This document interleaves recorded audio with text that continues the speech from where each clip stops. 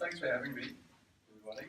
I was saying to Mark just before that this kind of setup with craft tools and everything is almost exactly like what we did in our company a few months ago or so. So we sat down and kind of imagined what a community centre could be if we were going to bring connections through to nature, and we had very, very similar sort of cards like this. We did it with Biophilia as well, so of course we like to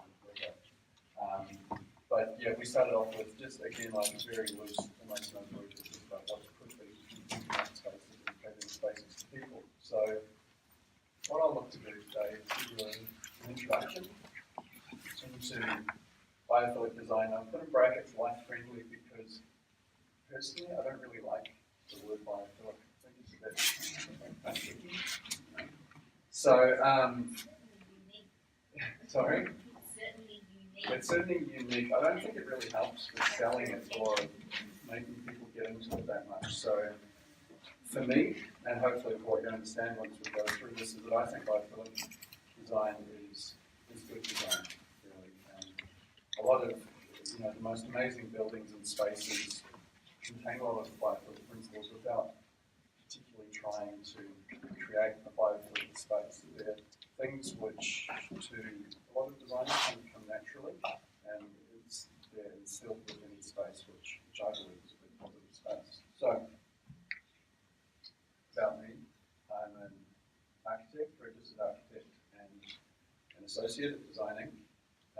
Our company has about 40 staff in Melbourne. We've been around for more than 100 years.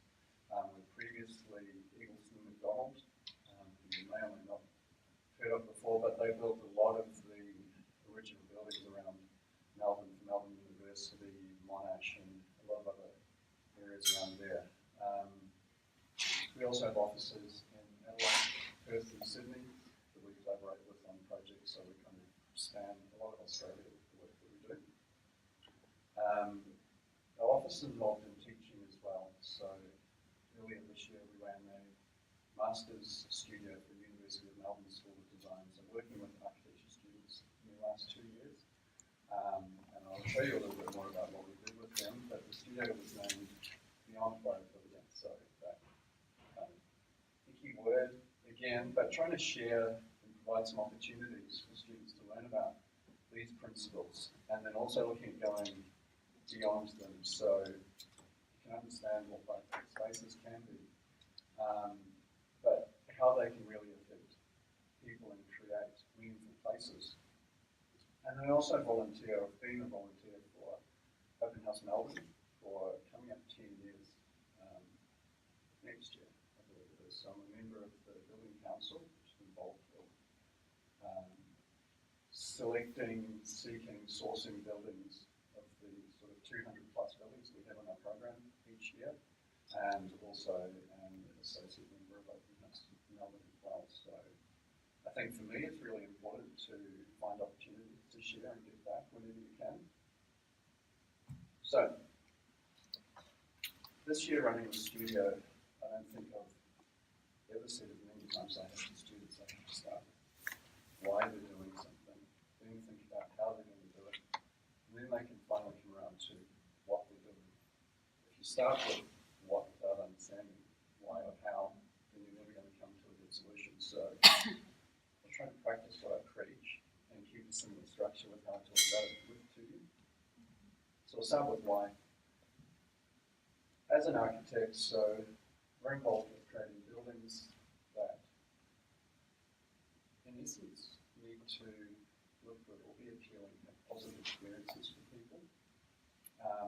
And that means that you can't really just stick with a pure conceptual idea or something. You need to be able to sell it to people in some cases. So it brings up the question of what looks good. It's all a subjective thing. People have different backgrounds, things they do like and don't like, which made me think about, is there something that's universal, something that people can have a common response to, regardless of if they like green or red instead, or if they like modern architecture or they like classical architecture.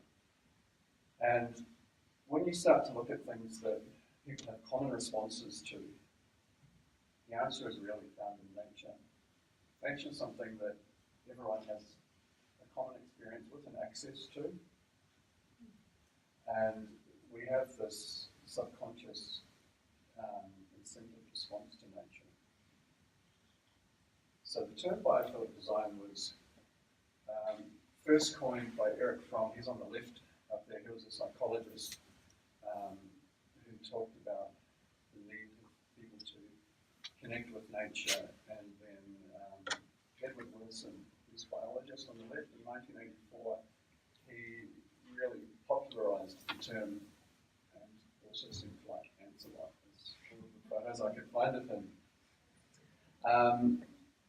It wasn't until 2004 that the term biophilic design was actually brought about, and so Stephen Kellett had a conference and has released a book of biophilic design where they started to lay down some principles and patterns as to how you can understand this connection and bring them into space and design, and some ways to think about it or understand it. It comes from the Greek meaning, or can stem from the Greek meaning, a love of life. Edward Wilson, who you saw before, said there's an inherent need for humans to affiliate with nature. Stephen Kellett, I mentioned, is an important distinction, is that biophilic design is not about greening our buildings. It's about humanity's place in nature and the natural world's place in human society. So it's not about just putting some plants on a roof or putting some trees in spaces. It goes a lot further beyond that. And then Terra and Bright Green, an organisation, have done a lot of research into biophilic design and the benefits it can have. And I think it's put really quite nicely when they say a healing environment that allows people to draw emotional support from these systems. So, why biophilic design? Biophilia hypothesis suggests that humans have an innate tendency to seek connections with nature and living forms. And this finds some basis and roots in evolutionary theories, including the savanna hypothesis, which suggests that about 5 or 6 million years ago, the ancestors of humans moved from forests out into an environment which is something like this. Now, there's been a lot of research into biophilic design and the principles, and this research suggests that experiences that can be found in this type of environment create positive physical, mental, psychological benefits for the users.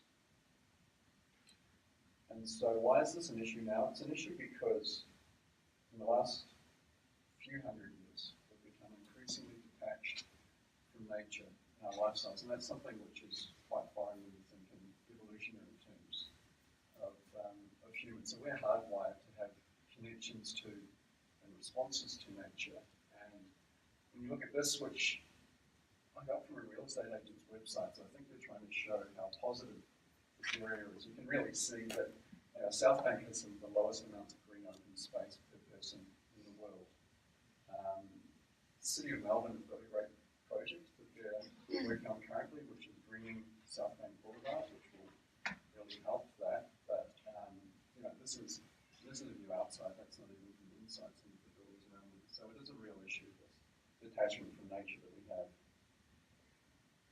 And what I like about biophilic design and its principles is that it is backed by large amounts of evidence-based research. So you can kind of get so far if you have the right audience talking about the touchy-feely things, and it's nice to see trees and it makes people happy and feel good, but it's also backed up by a lot of research which shows marked improvements in people's productivity, their awareness, their health, the quality of sleep that they have, based on things like your indoor air quality, thermal comfort, your views to nature, movement that you can have throughout the day, your spatial relationships. So designing, as I said, has been around for quite a while. We've been at the forefront of sustainability for the last couple of decades, which is really when sustainable design has really gained traction. So we've seen rating systems proposed, initiated, and it's really great to see now that a lot of that is just becoming standard practice. So we see an approach to sustainability going beyond just using LEED less energy, creating less waste, using less water, and think about it as a more holistic approach where the health and well-being of the occupants are just as important as how little energy the building uses or how little carbon it creates. The Living Futures Institute is an organisation who look after a few different certification standards, and they're really at the forefront in pushing, I think, sustainability in a holistic sense. So they have the Declare rating system, which is a sustainable health check for products. They have Just certification, which measures the social and ethical sustainability of companies. And then the Living Building Challenge is the most demanding of all sustainable certification types. And what I really like about Living Building Challenge is it's starting to gain a bit of traction, but it has an impact much larger than the footprint of the building itself. So it influences the suppliers of the materials, where they get their materials from, how they're made, how the building is constructed, and often it influences the community which they live within as well. And as I mentioned, we're keen to continue learning and also teaching and sharing our learnings about this area, and that was our studio which we ran beyond Biophilia. So how can we start to understand biophilic design and introduce these patterns of what we do? So Tara from Bright Green have done a lot of work in this area. If you go to their website, there's lots and lots of information which is freely available, really well researched and really well backed up. So they have narrowed it down into 14 patterns of biophilic design. And I think it's important with these 14 patterns to understand that they aren't a checklist for how you design a building. So you don't need to make sure that you tick the box for every 14 of these patterns. Some are more appropriate to different uses. And I also think that they're not a guideline for how to design spaces. There's lots of buildings around that have many of these patterns within them, and the designers wouldn't have been consciously trying to put this pattern or that pattern into the buildings. But what I think these patterns do is actually give you a language to be able to discuss some relatively complex terms that involve people's feelings and psychology, physical reactions and mental reactions to spaces. So they allow you to talk about these things in a lot of easier ways. So they're grouped into 3 areas. First is nature and space. So nature and space addresses direct physical and ephemeral presence of nature in space or a place. So with these images here, it could be as simple as having a view out to nature. It might be sitting on those steps and listening to the water lapping against the edge there, the cool breeze that comes off the ocean while you're sitting in the sun, or seeing the impact of the wind against this quite beautiful car park screen in Brisbane that blows across there. The second group is natural analogues, which addresses organic and non-living evocations of nature. So I put that down as intuition. It's not direct nature, but things that evoke it. So it might be this beautiful Art Nouveau staircase that has biomorphic forms. That lift lobby through there has actually got a leather paneling to it, so it gives you that sense of warmth and tactility. Or it might be a spectacular and beautiful complex skylit roof structure which kind of evokes the patterns of the tree canopy.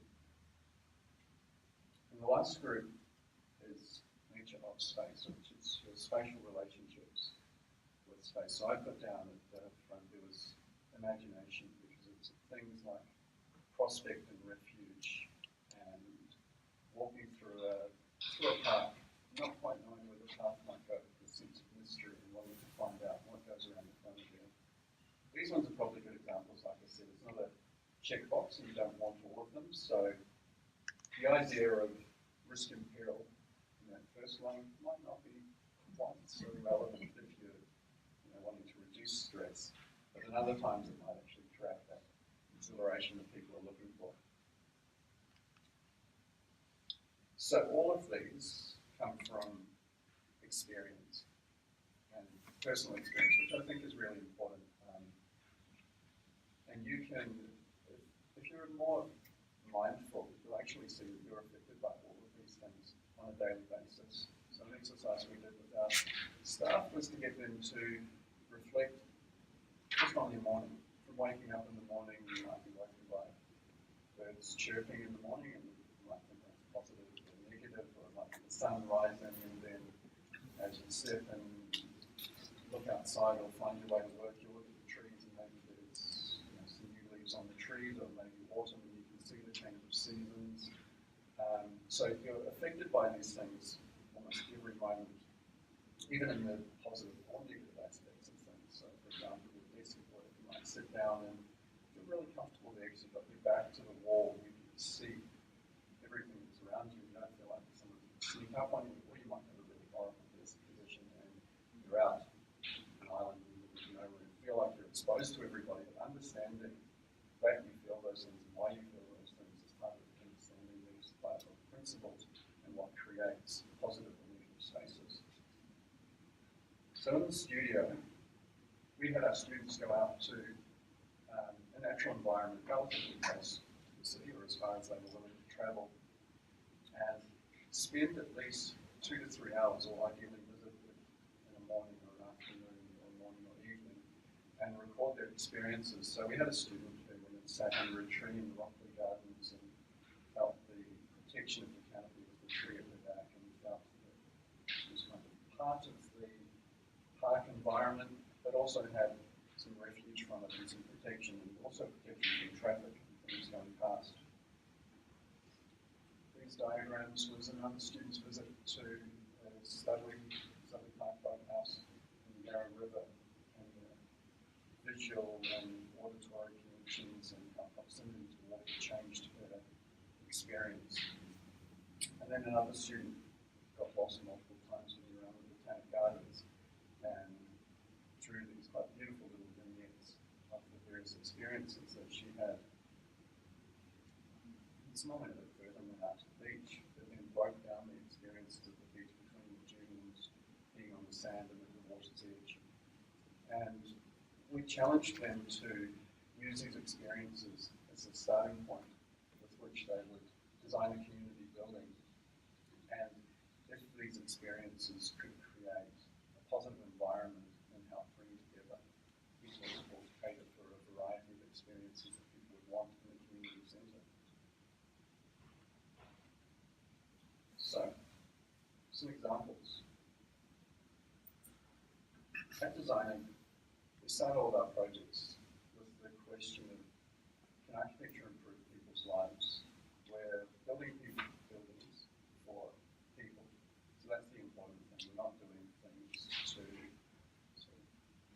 satiate our egos or follow something that we decide is right. We want to listen to people and we want to hear what they need and create environments that can be positive and regenerative for them. So the first thing I'll show you is a proposal that we put together for a community centre quite recently. And we had an overall brief for this project, but we hadn't spoken to any of the stakeholders. We hadn't engaged with the community. So rather than starting off with the building design, we started with some principles that we thought responded to the general needs of the community and would be able to apply to any building that we had moving forward. So it was located in a park with lots of beautiful elm trees and native vegetation. So it was really important for us that we started with that as the initial points for the building. So the building was going to find its way around those trees. The site was detached from the high street and the main train station, so it was important that the building or the treatment that we did to the site created an identity and some activation links to this area. And then once people got to the site, we really wanted to maximise the connections as they could have an experience with this natural landscape. Then, on top of the landscape that was there, we wanted to add 2 garden spaces, so a public garden space that created interaction between the parkland and the building, and then a private garden space which really formed the heart of the building and allowed for connections for people through there, provided a sense of security and protection and ownership for the users of the building.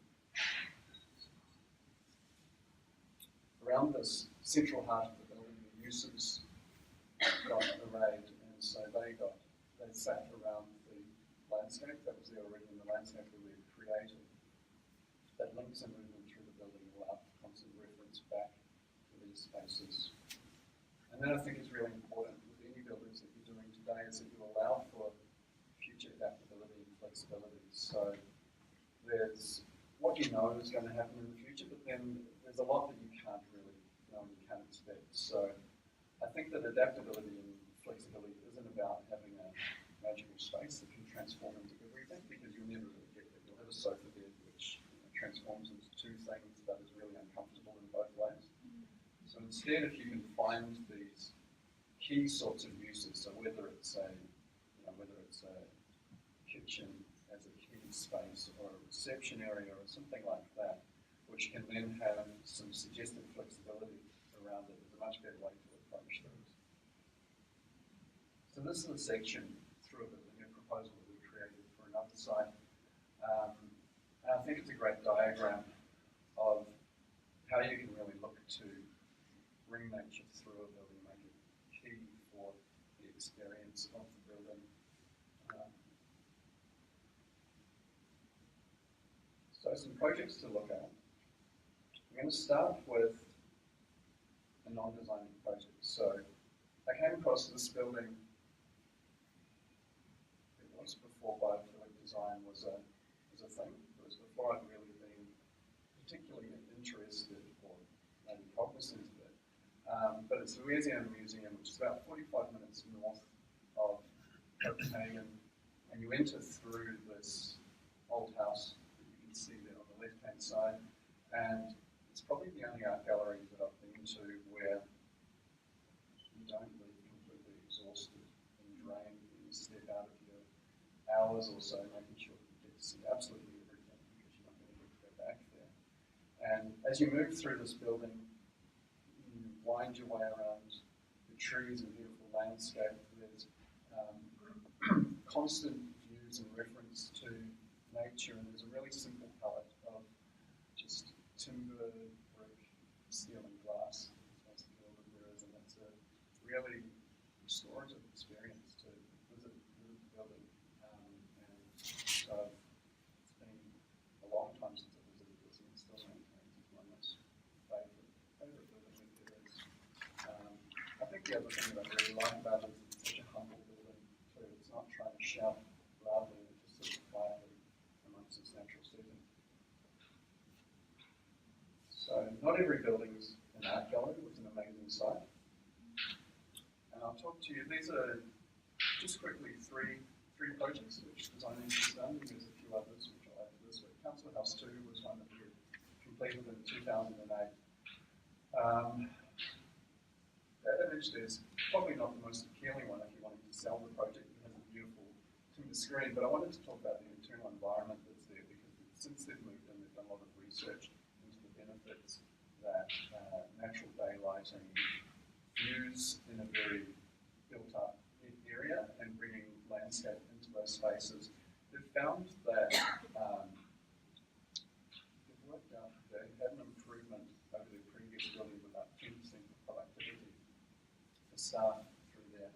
And when you also account decreased sick days as well, it works out to be about $7,500 per staff member per year. With the amount of staff that City of Melbourne have, that's $4.5 million per year.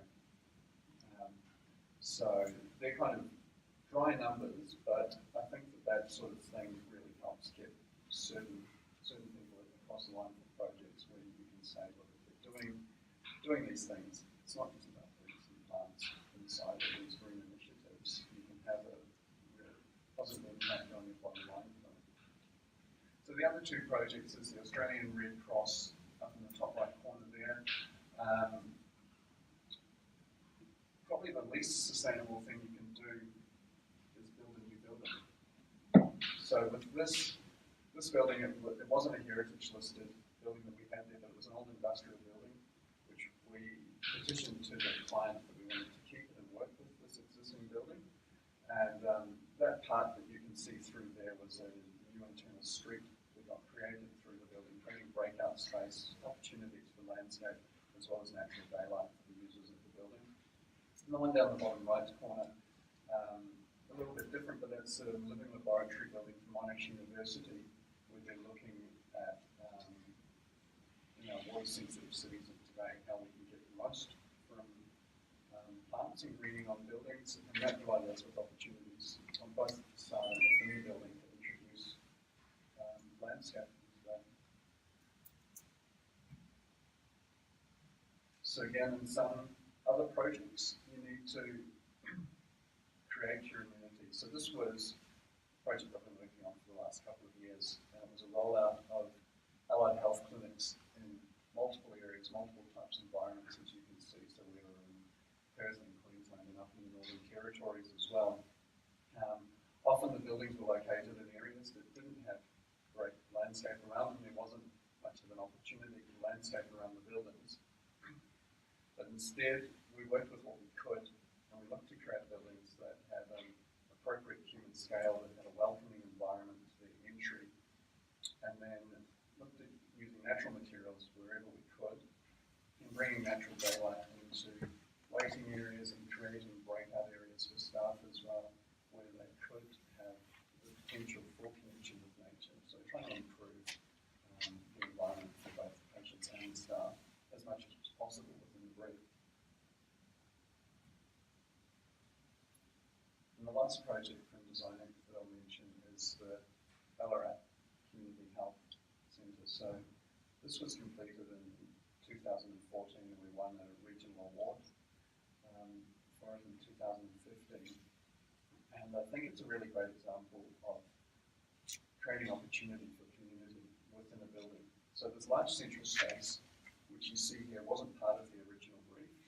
There's always an allowance in projects for circulation and waiting areas. And what we looked to do was try to combine all of that and create an area where we could bring natural light, landscape, some natural textures through there, and create a place that was a waiting area, gets used as a place for meetings, for events and functions, and then it also gets used by the community for opportunistic use as well. The last time that someone from our office was there, there was a group of women in the corner sitting on the steps, and she asked the manager of the building what they were doing there, and he said, oh, they just meet up every week to trade fruit and veggies. So I think that, when you talk about flexibility and adaptability, if you can allow space for these uses that you can't predict, that's probably the biggest success. And the image that you see on the right there from the same building, so that's a corridor which is going to doctors' consulting rooms.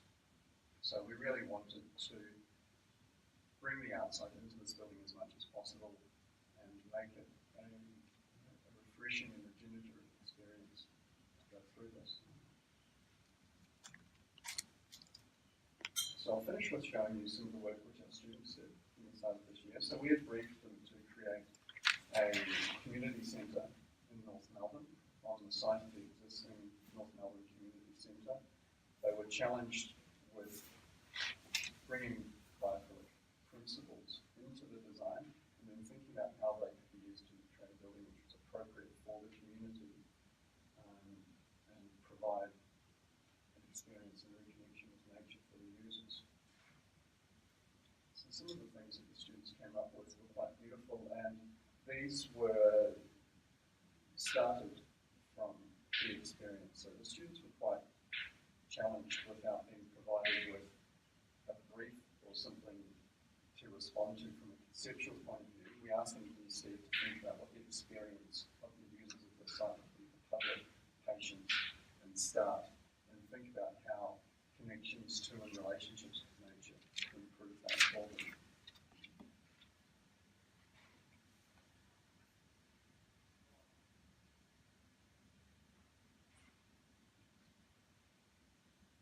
So, in summary, it's about experience, and it's about experience of all of the different types of users that can come to these buildings. It's it's more than just putting plants in the building, on a building. And it's not a checklist. So it's about using the principles and patterns in ways that are appropriate to the times of the building. So thanks everyone for your time and having me this morning. Thank you, Kieran. Are there any questions?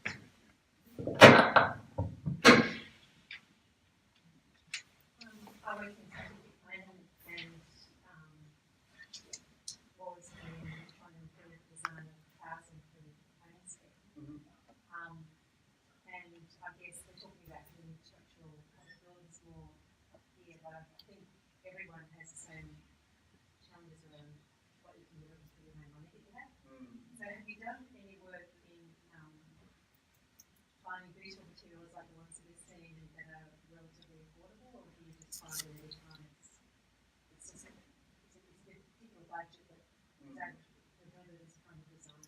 No, I think that designing a product with principles in mind doesn't cost any more at all. So it needs to be thought of right at the start, but it can be as simple as where you put the window and how you orient the building and where you have your outlook to where the connections are. So in contrast to, if you were doing it with a building challenge building or going for the highest star rating, that's definitely going to cost money. But I think that designing with Biophilia principles doesn't cost any more money.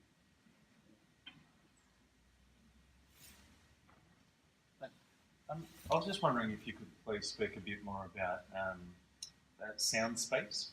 And when I say that, I mean, for example, with the examples that you had displayed, a lot of the images that I found very peaceful were spaces that were quite large. Yes. And biophilics. And generally when it's large, if I was to put myself in that space, I can see myself thinking or reflecting on a conversation that I'm having. But with the image of the Melbourne Council example, it was an open desk setting where people were sitting next to each other and they could probably touch elbows. Yeah. So in that setting, even though it's biophilic, I can imagine when you sit in there, that there'd be more than one conversation going, people would have difficulty focusing. So even though it's biophilic, Yes. it wouldn't really have the same impacts that one would hope. So how do you incorporate, especially in densely populated buildings, how do you design sound space? Yeah, sure. So from an acoustic perspective, I can completely appreciate what you're saying there. It's a challenge for any space. The space we're in right now, probably the acoustics are fairly good because of the ceiling treatment. So it would be ensuring that you don't do what most cafes and bars around Melbourne have done and put concrete and plywood and all of those other things that really reflect sound around and mean that you can't have your own private conversation. So it's about using either, if you can have soft floor coverings, if you can also introduce acoustic materials either into the ceiling or as hanging down things which absorb sound and decrease the amount of reverberation if there is. And then it's also about making sure that the sound's at the right level too, because you don't want it completely silent. Otherwise it feels a bit sort of awkward and still, but it's also about maintaining that it's doesn't become too loud. I'm not sure if that answered your question in a way. Yeah. But are there any particular biophilic principles around sound space or acoustics? Not in regards to acoustic control. So the biophilic principles are about experiences with and interaction with nature. So from a sound point of view, they mention if it's birds chirping or hearing leaves getting blown by trees and other things like that. There are offices and buildings I know which actually do introduce soundscapes into the environment. So we do a little bit of work with Kundal and they're experimenting with the sounds of chirping birds or things like that being played through the office has a positive impact. It doesn't get into the more sound isolation and control is probably more in the technical acoustics of the side of things. That's what acoustic engineers on the project would address. I was just going to ask, obviously, good design is not something you want to interest. What are some of the challenges that you have with designing or embedding like the principles, community sensitivity, infrastructure? I think about health and safety reasons, really open spaces, and those sort of things from your experience. Yeah, look, there's probably a number of things. So from a community perspective, or if there's healthcare involved, there can be issues with using natural materials and plants, and probably not so much in community health, but when you get more into a hospital and clinical environment, that's something which becomes a bit of a challenge from a material selection point of view. And then the biggest challenge, which I guess you raised before, or what you have to work with, is budget and cost as well. So if what you're trying to do is allow people with connections to nature, with views and other things like that, that generally means that you're trying to make the most of your external facade and give everyone a view, and this connection to the outside and the external facade is the most important. So it's a piece of ability to build. So that was why we looked at the health centres, which I'd shown, if you can bring stylish areas and kind of borrow some spaces from corridors, is where we look for opportunities to fit things into the budget of projects. The other thing which becomes an issue with planting design is the ongoing maintenance of them as well. So that's a big issue that we come up against, and it's a challenge, and we've often into the sky and propose that there might be a lot more plants in there, and then it does get pulled back, which means that you sort of step away from that direct plants in the space and nature through to things which more take reference to nature. So, for example, if you're thinking about bringing plants into a space, the best thing you can do is put a tree in there, put some pot plants in there. That's your best case example. If you can't get that, then it's been shown that even having a photo of green space in nature on a wall does have positive impacts. I was at City of Moreland the other day, and they have some sub-ground office space, and there's a new fit out through there, and they have these massive photos of outdoor spaces on walls, and kind of looked in and looked quite nice in comparison to looking at a blank underground wall. Any more questions? So have you been to the Royal Children's Hospital building? So they've got, just trying to think of that way around planting, they're talking about a hospital setting where they've got wells through this, several points in the building that go through all levels, and then at the ground floor they've got astroturf and the tree. And the astroturf's all shaped in mounds, so kids, if they're waiting for an appointment, can run out and run all over it. And so is that a way you could do it in terms of, rather than bringing it into the building, you create a little nook that allows you to have a plant that's easy to maintain, like, by your chosen tree or whatever, that is visible in areas that are, otherwise underground. Definitely, yeah, and especially when you have, so if you have a deep square footprint, right, if you can drop something into the middle of that, you create an aspect for all of those internal areas,